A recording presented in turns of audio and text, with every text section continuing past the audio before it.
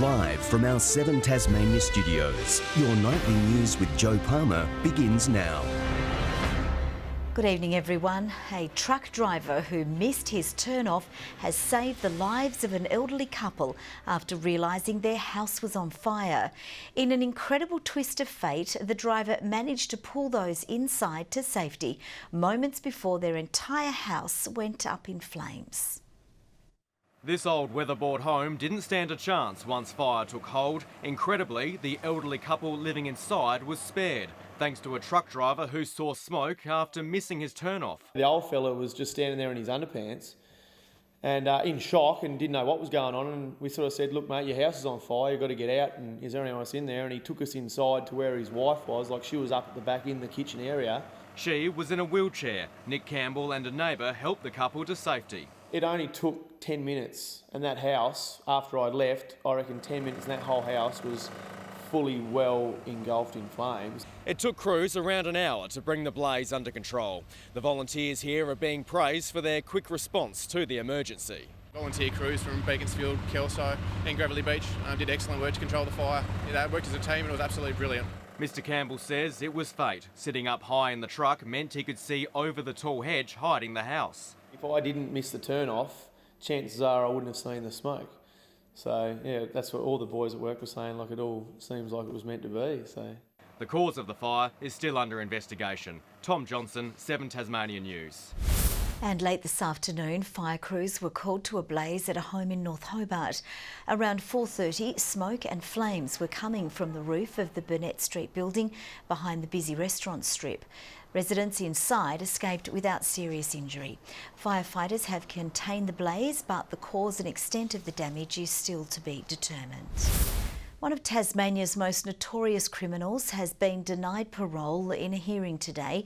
Jamie John Curtis served 32 years in prison for raping a woman and murdering her fiancé in 1986. Today, the now 63-year-old was denied his latest parole bid by the parole board. Tasmania's abortion services are struggling to keep up with demand, particularly in regional areas, as the state remains without a dedicated low-cost clinic. The government says it's still negotiating with the new provider, despite promising to have a new service accepting patients almost a year ago. April last year, hundreds rally for a new low-cost surgical abortion clinic after the last one closed its doors. 18 months on, its replacement is yet to open. It's a time-sensitive procedure. People don't have an amount of time to save up money or to wait on a waiting list. They need to get healthcare straight away. The government initially promising to open the new specialist clinic in November last year, but it's yet to happen. Negotiations for that additional service are still ongoing, but while that occurs, women in Tasmania are still able to access low-cost services. We'd like to make it clear that you can access an abortion at the moment in Tasmania. There's just barriers to accessing that could be addressed and should have been addressed by now. Any woman in this particular position is vulnerable by nature and also by the circumstance that they're in. So I think there's a lot of work to do in terms of improving those pathways. In a newsletter to GPs, Family Planning has revealed it's struggling to meet new demand as individual providers step in to fill the gap. We are having to refer people on to other providers because there just isn't enough space to keep up with that demand, particularly in Launceston, where we're seeing more than double the numbers of what we're seeing in Hobart. Saying most procedures are only offered in Hobart, forcing many to make the trip from the north and northwest. Imagine having to jump in a car and move away from your family and friends and support networks, obviously in a quite heightened emotional state, and having to have that procedure done. With frustration growing, the Premier today could not commit to an opening date for the new clinic. Do you think we will actually ever see it open here? That's our hope. Michelle Wisby, 7 Tasmania News. More money is on the way to help Tasmania's drought-stricken farmers keep afloat with soaring costs and bills. One financial support group says it's seen a 30% increase in the past year from those seeking aid. Giving a spray to the enemy of every farmer, There's never a worse time in Tasmanian history to be a weed. Guy Barnett's War on Weeds received a warm welcome at Tasmania's gathering of farmers and graziers, as did the new weapon against the East Coast drought. It's a $400,000 package to support those farmers and those communities in need.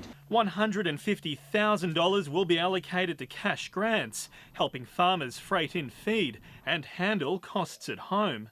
Electricity bills, household needs, food, items that are really critical to the family and the farm. The same amount will be spent on strategies for pasture and livestock management. Dozens of farms up and down the east coast that are really severely affected, and I think it will go towards helping quite a few of them. The cash grants have been promised as an easy two-page process. Rural Business Tasmania says it's seen a 30% increase from those seeking assistance. So we're certainly seeing the cry for help. A cry that hopefully Mother Nature hears. Sean McComish, 7 Tasmania News. Tasmania's public housing wait time has blown out by 17 weeks. The average time to house priority applicants is 67 weeks, up from 50 weeks, according to the latest Human Services dashboard. There are more than 3,000 applications on the housing register. New data has been released on our health system too, showing ambulance response times stable at 13 minutes. Only 52% of emergency department patients were seen on time at the Royal Hobart Hospital, while it was 56% in Launceston and more than 70% at the North West hospitals. And ahead of tomorrow's revelry, our emergency services are gearing up for one of their busiest days of the year. They're urging Tasmanians to make their job easier by being smart and safe with celebrations. The AFL Grand Final is one of Australia's biggest sporting celebrations, but for Tasmania Police, it's one of their most challenging days. Obviously tomorrow Tasmania Police is preparing for what is expected to be a very busy AFL Grand Final day as partygoers obviously celebrate the day.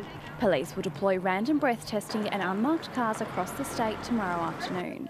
Part of the initiative around Tasmania for Tasmania Police is to really focus on road safety and really focus on making sure people are safe when they enjoy tomorrow night. Hospital staff are also prepared for what they say is one of their busiest weekends. We want people to have fun and have a great weekend and look after themselves and look after their friends, because it's no fun if you end up here in the emergency department. Seeing an increase in reports to emergency departments for alcohol-related injuries.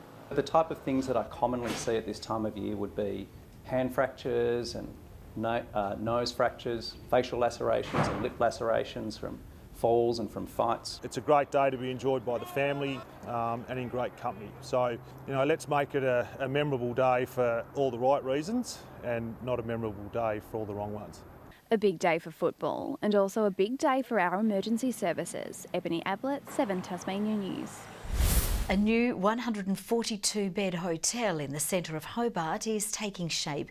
Construction on the Argyle Street accommodation kicked off in February this year, with building on site now well underway. The Vibe Hotel developers only using Australian-made products in the build, the design also including a restaurant and office space. We wanted to invest back into Tasmania. We had the option of doing some developments in the mainland, but we have complete reliance in where Tasmania is going. We've got confidence in our economy. The hotel is expected to open its doors in April next year. Passengers have had a scare after an apparent brake failure on a train at the West Coast Wilderness Railway. The incident happened around lunchtime yesterday. An investigation is now underway while the locomotive has been taken out of service. The rail safety regulator has also been informed. Services were suspended today but will resume from Strawn tomorrow. The state government has rejected calls to decriminalise the personal use of cannabis in the wake of the ACT passing a bill allowing it. Community service groups say diversion programs aren't working here, citing crime statistics which show an increase of cannabis-related arrests. Cannabis arrests in Tasmania grew by 10% over the last year. Tasmania has one of the highest rates of cannabis use in the country, and we would say that cannabis use should be treated as a health issue, not as a criminal justice issue. Earlier this week, the ACT legalised the personal use of the drug, meaning people can have 50 grams in their possession and grow 2 plants. The ACT has taken a leadership role on this issue, and there is nothing stopping Tasmania's Parliament doing the same. The reason why certain drugs are not legal, and that's because they're not safe to use, and we have no intention of changing the law. Cannabis is illegal here in Tasmania, but the police are given discretionary power where they can guide people into diversionary programs instead of straight to court. Important to recognise that if Tasmania Police come across someone in possession of any illegal drug, it is our job to seize those drugs and then consider whether we should charge or not.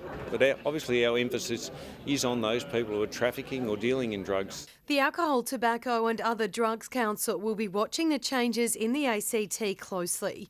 It says its focus is on lobbying for more diversionary programs in Tasmania and for there to be more of a health-based approach. And also looking at just ways to increase treatment opportunities for people. That's not a full legalisation approach, but at the moment that's the focus that we have. The ACT is expected to implement the laws at the start of next year. Louise Hedger, 7 Tasmania News. Tigers fans are painting Tasmania yellow and black in anticipation for tomorrow's big game. One diehard supporter has even blocked out every window in his home just to show his true colours. This really is a Tiger temple. Forget the curtains, it's all about that trademark snarl.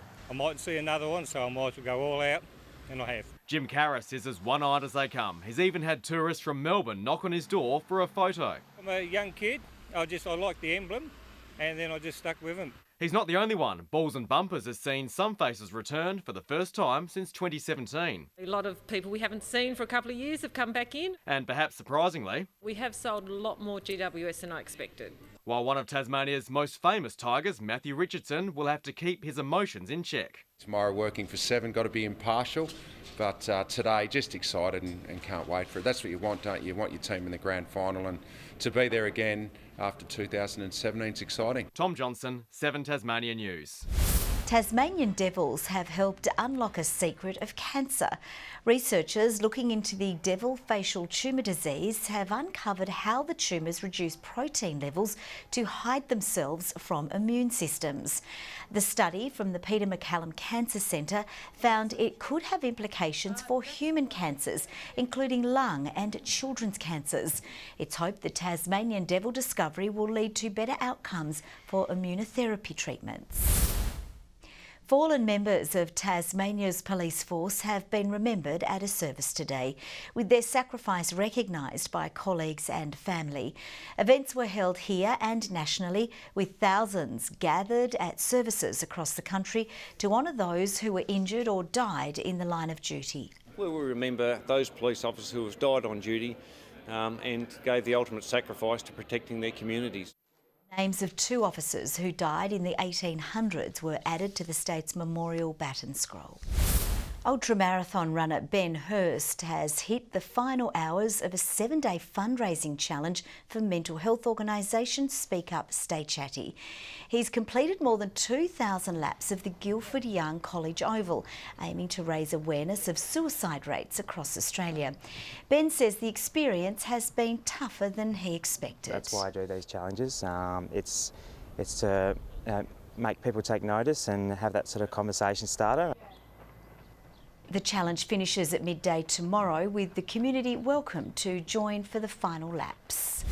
Tasmanian Greyhound trainer Gavin Whitney has received a life ban for using an animal product in training. Earlier this month, a steward's investigation uncovered a wallaby skin at the kennels used by Mr Whitney. He pleaded guilty to possessing the skin but denied using it in training. He was later found guilty on both charges. Good evening. Well, you know I'd much rather be wearing red and white, but that'd be just silly, wouldn't it? Some temperatures crept into the 20s today around the state. Campania and Friendly Beaches 21, Hobart 19, Launceston 15, Burnie 14 and Devonport 13 degrees. A few showers swept through as cooler southwesterlies developed. King William Creek 15 millimetres, St Helens and Flinders Island reached 19 degrees, Ouse 18, Grove 17, Smithton, Low Head and Strawn all on 14. A mid-level cloud band covered the east today with low cover over western areas. Extensive cloud over southeastern states of Australia, cloud with thunderstorms is over southeast WA and the southern interior of Queensland. Tomorrow a cold front extends over the Tasman Sea from northern New South Wales. A high sits over Adelaide, pushing a ridge back to the west with surface troughs evident as well on the mainland. The winds southwesterly at 15 to 25 knots, reaching 30 knots offshore over the north and east. A westerly change will increase winds to 30 knots over southern waters, swells to 3.5 metres. A strong wind warning for all waters bar the northwest coast, and we do have a frost warning, and that's for the central north of the state. Into grand final day we go, and partly cloudy for Hobart and 16, 11 for Maydena, a light shower, partly cloudy for Oatlands, 13 the top.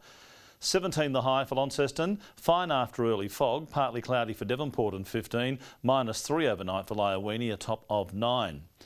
14 the top for Burnie and partly cloudy, light showers increasing over Strawn, 13 degrees, 13.2 for Marrawar, and in the east tomorrow mostly sunny. St Helens and Swansea 17, Orford a top of 16 degrees. On Sunday, showers easing from the west and south, partly cloudy for the rest of the state. A light shower over the west and far south on Monday, otherwise fine. And on Tuesday, areas of frost, but a fine day for most, just a possible shower over the west.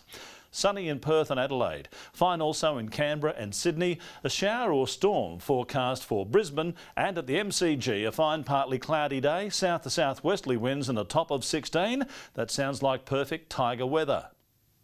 And the weather here cooling, Hobart 8 degrees, a bit of rain over Launceston, 10 at the moment, partly cloudy in Devonport and 11 degrees. Joe, tomorrow I'm looking forward to quite a number of big fat red saveloys with their mystery meat, bit of tomato sauce, and the Tigers winning by 42 points. 42 points you're predicting. All right, we'll see how you go. Thank you very much, Merv. It's all from the team for now. Have a lovely evening. We'll see you a little later. Bye-bye.